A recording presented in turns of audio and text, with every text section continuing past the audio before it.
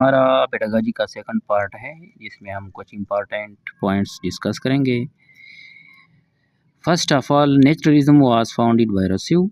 Education should focus on the natural instinct and behaviour. उसने क्या कहा कि एजुकेशन जो है ये जो नेचुरल वो है किसी बच्चे की नेचुरल इंस्टिंक्ट है, बिहेवियर है, उस पे फोकस करना चाहिए। He also introduced negative education. Negative education का कॉन्सेप्ट भी रस्यू ने दिया था। Theory of multiple intelligence by Howard Gardner. Multiple intelligence का जो कॉन्सेप्ट था वो हॉवर्ड गार्डनर दिया था। Rubric is use to provide qualitative feedback. मतलब रूब्रिक एक ऐसा हमारे पास पैमाना होता है जिससे हम ये मालूम करते हैं कि किसी भी जो स्टूडेंट की वो है रिज़ल्ट है उसकी बिना पर एक फीडबैक देते हैं। मतलब ये एक स्केल है जो स्टूडेंट की उस वो मालूम करती है ना कि उस कितने पानी में है। अच्छा, differentiation in classroom is the adjustment to match student abilities. अच्छा, हमारे पास डिफरेंशिएशन जो है ये अभी एक टेस्ट में भी आया था। तो क्लासरूम में जो है किसी भी स्टूडेंट को कोई मसला है, कोई ज़रूरत है, तो उसके साथ हमारा जो टीचर का एडजस्टमेंट होता है वो डिफरेंशिएशन कहलाता है। अच्छा, प्रैक्टिकल एक्सपेरिमेंटेशन। जॉन डेवी जो था उसने ये कहा कि जो प्रैक्टिकल जितने भी प्रैक्टिकली ऑब्जर्वेशन एंड एक्सपेरिमेंट है वो उस पे एजुकेशन डिपेंड करता है। ठीक है। अच्छा, जोन ऑफ प्रॉक्सिमल डेवलपमेंट जिसको हम जीबीडी भी बोलते हैं, ये विगाट्स्की का कॉन्सेप्ट, ये बहुत इंपॉर्टेंट है। इसके साथ अगर इसके फोल्डिंग भी ऐड करें ना तो और भी अच्छा होगा। थ्योरी ऑफ कॉग्निटिव डेवलपमेंट जो था वो जॉन पीजे था। ब्लूम टेक्सोनोमी, ये तो आप सबको पता है कि ये काफ़ी इंपॉर्टेंट टॉपिक है। अच्छा, ब्लूम टेक्सोनोमी जो है, Bloom taxonomy is use to classify the learning objectives. ये एक ऐसी हायरार्की थी जो बेंजामिन ब्लूम ने पेश की थी 1956 में।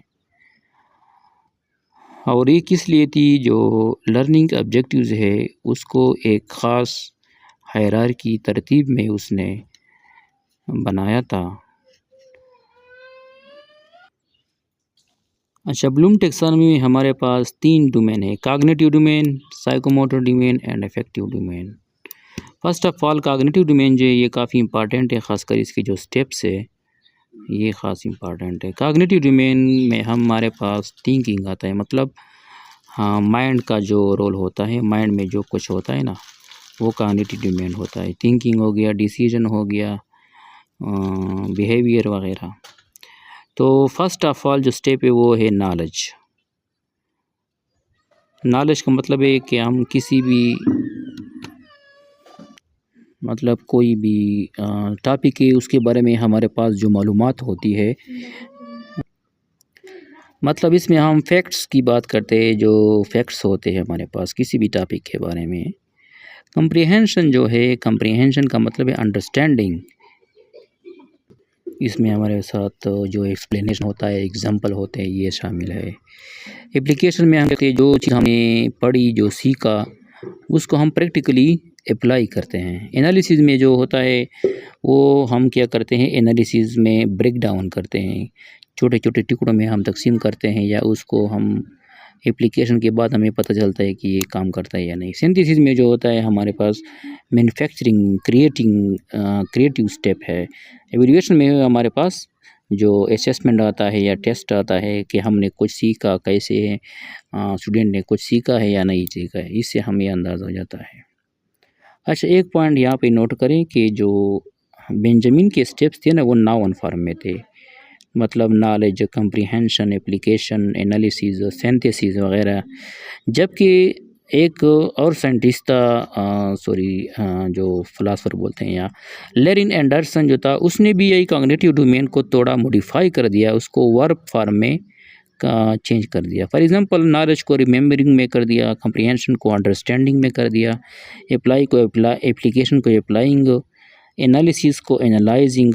और यहाँ पे एक डिफरेंस है जो आपने नोट करना है कि एवेल्यूएशन का स्टेप जो था उसने पहले लाया, ठीक है, 5th नंबर पर एवेल्यूएशन को एवेल्यूएटिंग कर दिया, और सिंथेसिस का स्टेप वो 6th नंबर पे चला गया, तो हमारे पास क्रिएटिंग आ गया।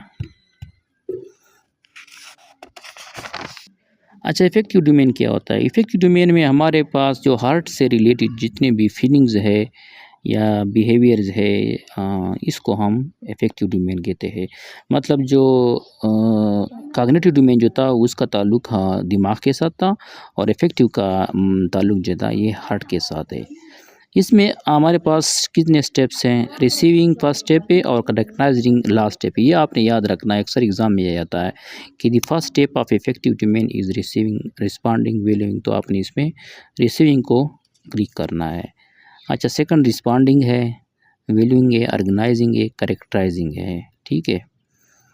रिसीविंग में हमारे पास क्या आता है कि हम क्या करते हैं, सेंस किसी भी नॉलेज को या ऑब्जेक्ट के बारे में रिसेप्शन करते हैं, नॉलेज गैदर करते हैं। रिस्पॉन्डिंग में हम उसको रिस्पॉन्स देते हैं, विलिंग में हम उसको ग्रेडिंग करते हैं, ऑर्गेनाइजिंग में उसको हम एक तरतीब देते हैं, कैरेक्टराइजिंग में भी हम इसको एक कैरेक्टरिस्टिक की तरह, मतलब उसको एक नाम देते हैं, ग्रेड देते हैं।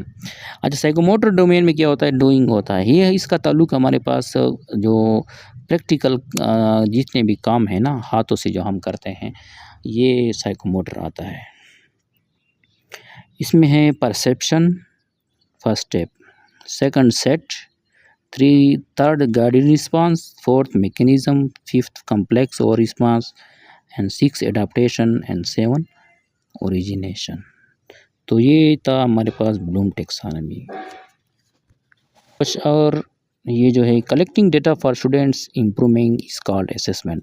असेसमेंट वो प्रोसेस है जिसमें हम डेटा कलेक्ट करते हैं, किस चीज़ के लिए, स्टूडेंट्स की इम्प्रूवमेंट के लिए, कि स्टूडेंट्स की कितनी इम्प्रूवमेंट किए या नहीं किए है।